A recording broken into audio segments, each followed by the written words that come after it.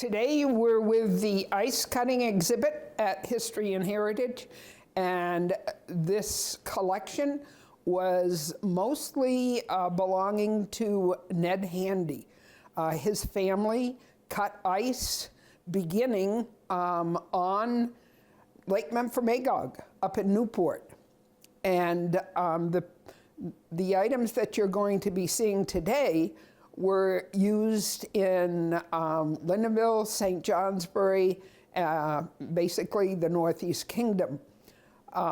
When you look at this exhibit, you will see that there are pictures that you could figure out by yourself without having me tell you how these tools were used, which was very unusual because there wasn't time to take pictures. But two photographers happened to stop by in Lyndonville, just outside of Lyndonville on Route 5, across from what the building is the Sheffield Potato Shed. And if you look at it today, you're going to question me, but it was dammed up and there was quite the pond there. And they took these pictures of the Handys in all aspects of the ice cutting. Now, one of the first ones that you'll see is of this machine right here. It was a gasoline engine. Believe me when I say it was one of the hardest things to get into this building. It really is very, very heavy. This would score the ice. When the ice was ready for cutting, it was about 14, 15 inches. And you can see that there is one of the handymen cutting the ice over here on the wall. And if you look really, really carefully at the bottom of his feet, you will see what we call creepers. And this just allowed him to have a surer footing on the ice as he scored it. Now, he is not going to score it all the way through because you've got to be able to still walk around on it. So this one would allow for 7, 8 inches. And when it was all done, if you were standing in the ice house, it would look like this gigantic tic-tac-toe board. And then it was ready for the next step. In front of this gasoline engine was an earlier way, and it had to be horse-drawn.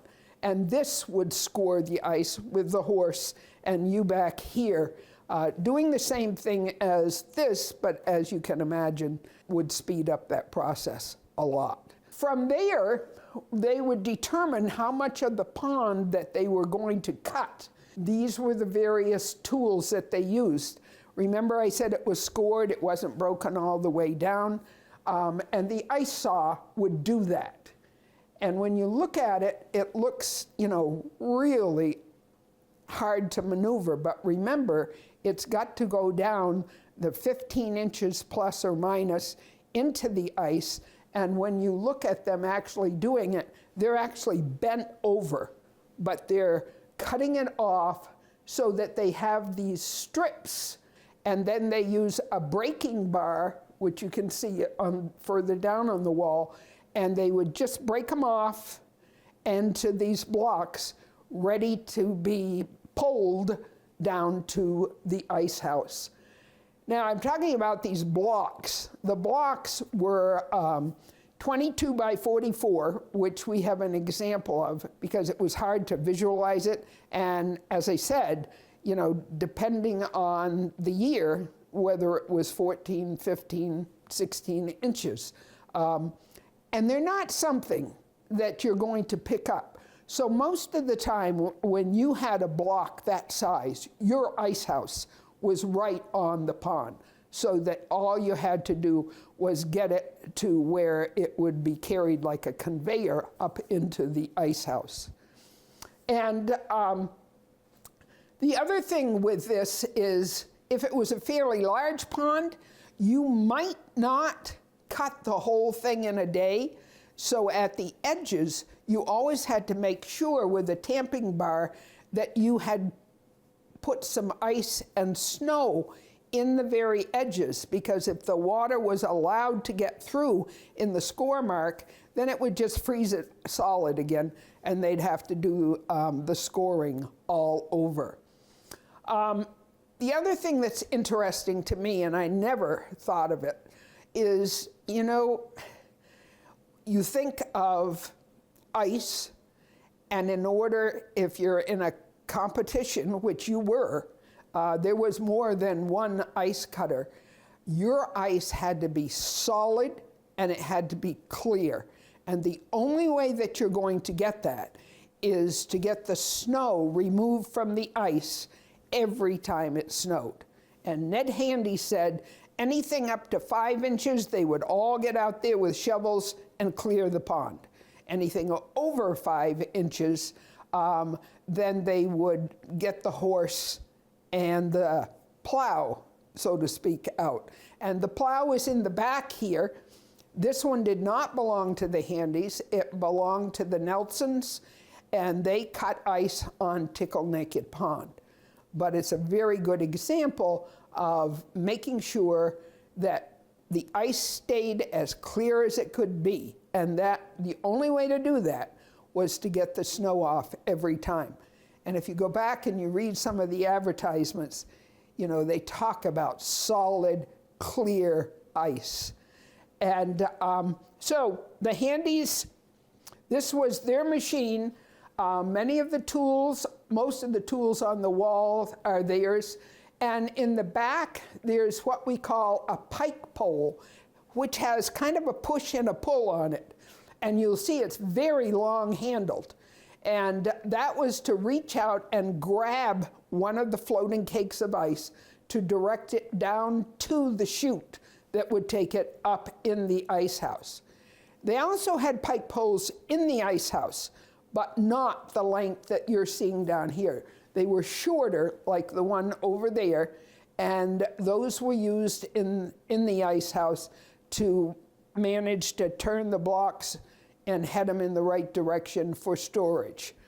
Ice house that the Handys had, there was this opening all the way down the middle of it, and they would adjust the chute up the ice house according to when the ice cakes got so that they weren't coming down at an angle, then it was time to put it up, because you weren't pulling them into the ice house. They were coming up and sliding in. Another thing with the Handys, their ice house, at least up in Lindenville, their insulation was 8 inches between the boards of sawdust. Sawdust is an excellent insulator.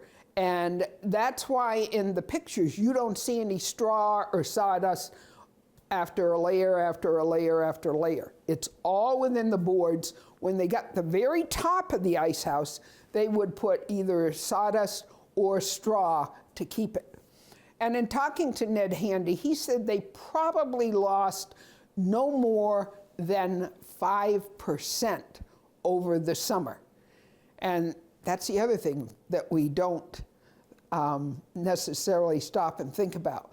You know, this was a necessary thing to have refrigeration in the summertime, but there's no way you're cutting ice in the summertime, so it had to be done in the wintertime, then it had to be stored, and then it had to be delivered to just like a milkman, just like a mailman. They had a route.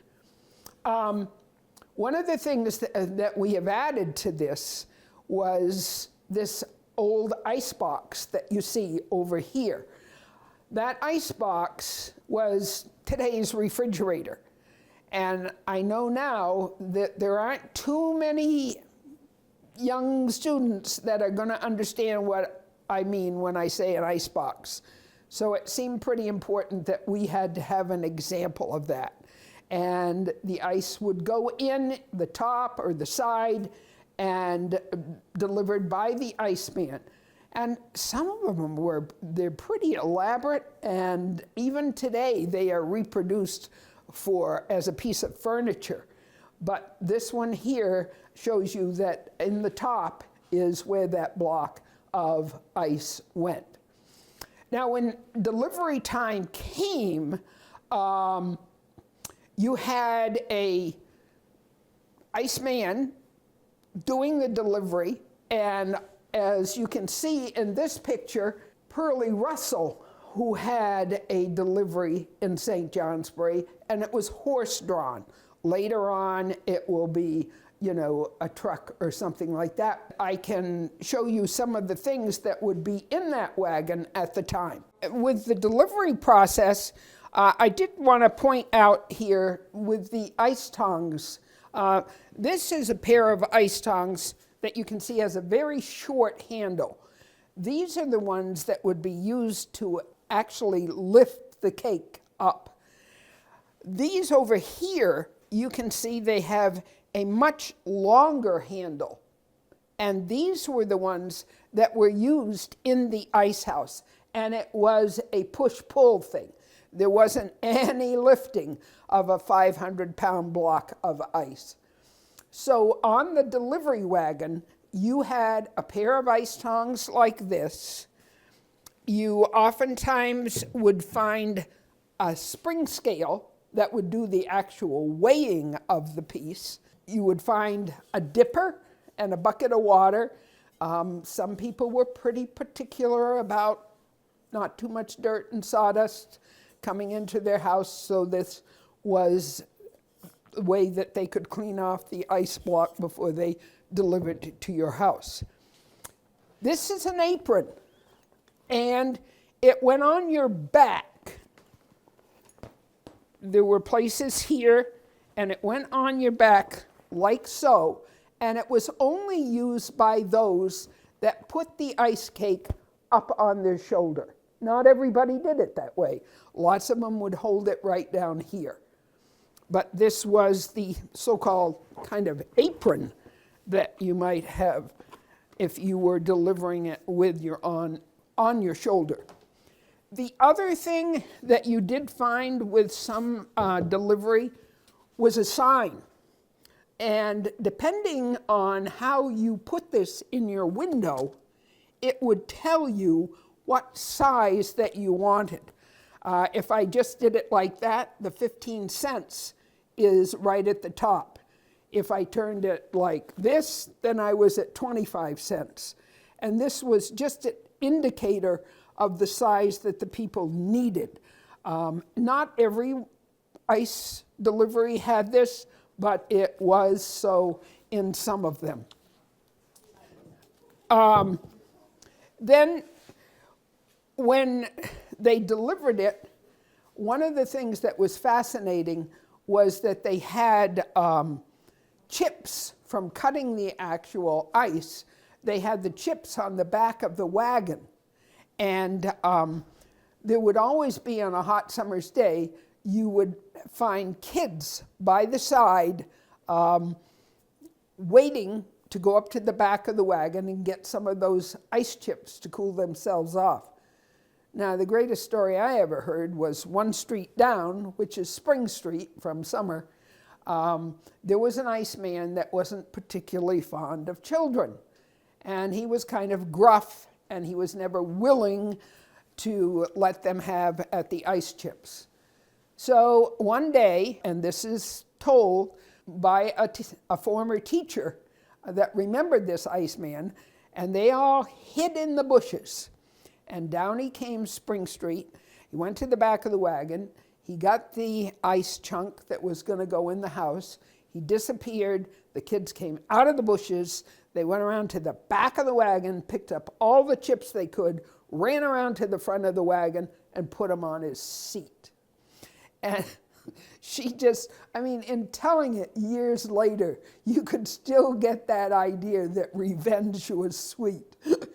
But those were some of the stories. And you know, you think about it today, those ice chips, nobody thought, well, what river did this come from? Are they clean? Should we be doing this?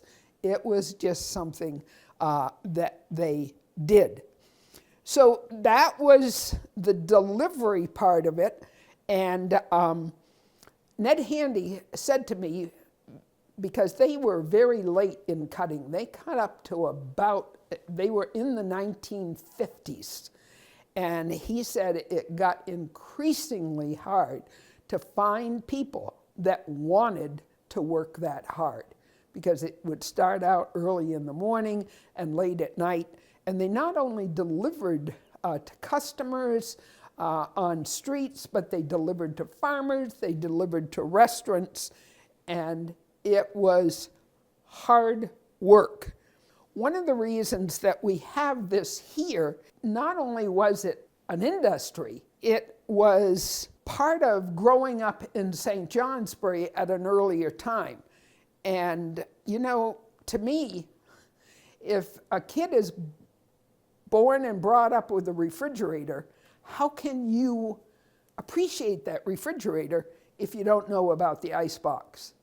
The icebox, to my mother, was something that she had to pay attention to, that block of ice, because there was a pan underneath the icebox that had to be emptied as that ice melted. And woe be unto her if it spilled over. So this was not only an industry, but it also was a chore that kids had back in those days. And before I got as old as I am now, you could say something about an icebox and there would be a flicker of remembering maybe their grandparents speaking about it, but that gets less and less as time goes on. So that's one of the reasons that we talk about it. It was a business, and obviously it led to a more convenient type of refrigeration. But it gives you something to think about, even if you're ice fishing and thinking about when you put that auger down through.